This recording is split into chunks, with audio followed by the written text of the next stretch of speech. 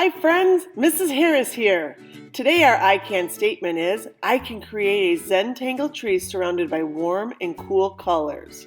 What is a Zentangle, you say? Zen is relaxation, and a tangle are little drawings. Here's our finished product. Notice there's pattern in the tree, black and white. We see the warm colors for the foliage of the tree, or some people see it as the sun. We also see the horizon line because it's broken up by the colors, blue and green. Each square is unique. It's got a different value for the color that's around it. It's got a different pattern on the tree that is inside of that square. Note that the grid is still visible and that the way the pencil has been applied, you can see different techniques: scumbling, cross-hatching, hatching. I want different values in the color, I want lights and darks, and I want different patterns in each square. Each 2-inch square on the tree should contain a different pattern, a unique pattern. Get creative. Think about the negative space. Sometimes we always color in the circles. Maybe color in the background of the circle. Add lines to create value. Add dots to create value. Mix up the patterns throughout the tree. Colored pencil is the best medium for this project, but if you don't have it, use crayons. Markers won't work as well. We're going to be using a variety of techniques to apply the colored pencil. We're going to be using stippling, which looks like a bunch of dots. Hatching is going in one direction. Cross-hatching is where you're making X's over the color. Back and forth obviously is up and down, and scumbling is where you're working in circles. Make sure you try all these different ones. You're also going to be layering your colors on top of each other. It's not about coloring one solid color, it's about applying red and orange and yellow on top of each other to create those different values that you're going to need for this project. We're going to start our Zentangle tree, and I'm starting with a piece of paper that's 10 by 16. Whatever you're working with, you may have to do some calculations to figure it out, but this is divisible by 2. So I'm just going to mark it every 2 inches to make my grid for the beginning of the tree on each side, because I've got to keep my lines going straight across.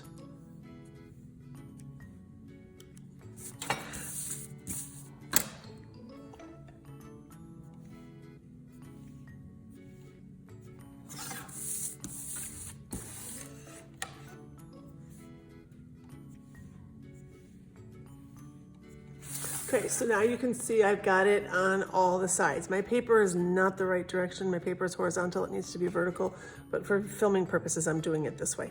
Next, I'm going to take my ruler, lay it down, and I'm gonna take the edge of my pencil, put it on the tick mark that I made, and I'm gonna line it up with the other tick mark, and then I'm going to pull a line. I don't wanna press too hard. I wanna make these nice and light because these are not going to show up. When you look at the example, some things you're gonna notice is that there aren't any defined lines, and you don't have to define your line for the grid.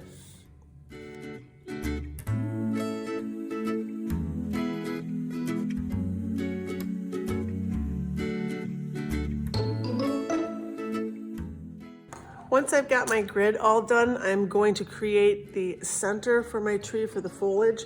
I can use a regular compass, I could use this type of compass, I could even use a circle tracer. Obviously, this is not big enough, but if you have something that is circular at home, go ahead and use it, whatever you can find. So I'm just gonna eyeball this. I can see that there's 5 squares going this way, and you don't want your top of the tree down too low. You want it up a little bit higher. So I'm gonna put this right in the center, and I'm gonna hold my finger on it, and I'm gonna make my foliage about 3 inches. Whatever works for you is fine with me.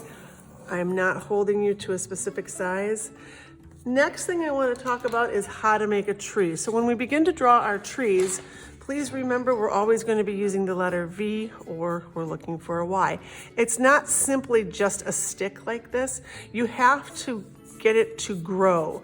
Now what some kids are doing is they're just giving us a straight tower, and that's not right either. You've got to give it some of that flare at the bottom, or the wide end. So I am going to turn my paper this direction so you can see how I'm going to add my tree. So again, what some students are doing is they're just taking this part of the grid and turning that into their tree trunk. That's not going to work. So I'm going to pull mine like this, and then I'm going to do another one like this. So there's the beginning of my tree. I'm going to insert the letter V, and I'm going to begin to make these branches. As these branches go out, they get thinner. The other thing that they need to do is they need to stop at the circle. They need to get smaller and stop at the edge of the circle.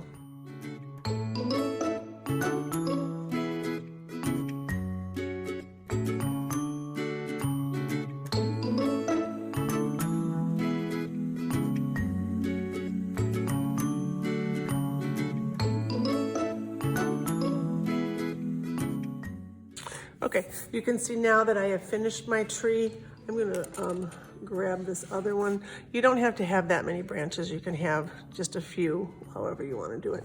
The next thing that I would do is I would outline the tree, because I need to be able to keep track of where my pattern is going to go, because the pattern is going to stay inside this block.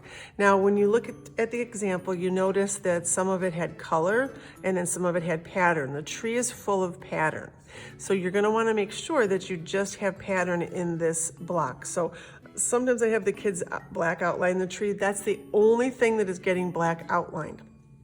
The adding of color will be done either with colored pencil or crayon. Marker is not going to work as well for this, but if that's all you have, then I guess you're going to have to try to make it work for you. So what you would work on next is doing those Zentangles, where you just kind of let yourself kind of just doodle away, and practice those in pencil. Don't grab a marker right away.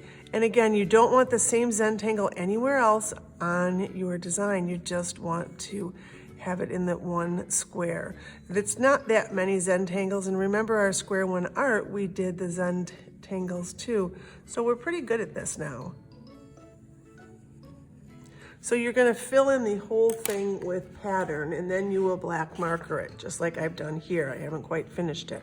The next thing I want to talk about is adding color. Now, some kids refer to this as the sun, the circle. Some kids refer to it as the foliage of the tree. Either way, you're right. But what I really want you to notice is the different techniques of applying the colored pencil. It's not about coloring this in. This is about working the colors together. So if I was to use green, again, if you noticed on the example, the green comes up to a certain line and then it stops. Representational of what? Yep, you're right. The horizon line, where the earth and the sky meet. So if I was going to come down here, again, I'm not going to have those lines, because remember, we're not going to do those.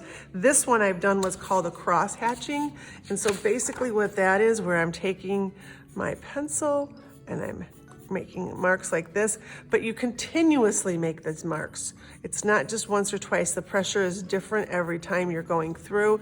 You might change your color to create a different value. It's the other thing, you don't want all the values the same. If I go over it with some yellow, it's going to come out a completely different color. So again, I don't want to do that same technique next to that. There's another one called Scumbling, where you just run around in circles like this, and this is a really nice way to create a nice amount of color. And again, if I go over this, we want to fill in most of the white, but you don't have to fill in the edges real clean.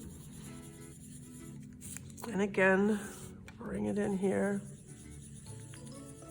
You can do simple hatching, where you're just going one direction. And even sometimes if you feel like, hey, you know what, I'm going to try this where I'm going one direction with one color and another direction with another color, that's fine, but I want you to try different things. Again, notice how this square right here has the same pattern in it, in this branch and in this branch. All right, so when you're creating the colors in the background, you want to use the different techniques, but you also want to make sure that they are different values. So I'm going to go ahead and work over, maybe I'll work here. And I'm going to do a technique called Scumbling, and it's supposed to be obviously green, but what I'm going to do is I'm going to start by putting a yellow base down. That's the neat part about colored pencils. I really want to see a lot of overlapping. It's not about taking the color yellow and just coloring it solid. Every one of these has another color worked into it. Remember that your square is going to have pattern in it, but it's also going to have a color in it, perhaps, if it butts up against the color part.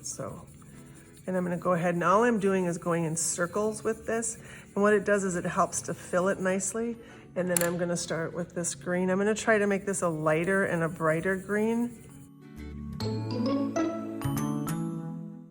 And a lot of times when you're doing this, you might wanna practice on a piece of paper first to see what in the world it's gonna do and the way that the pencil is going to react to each other.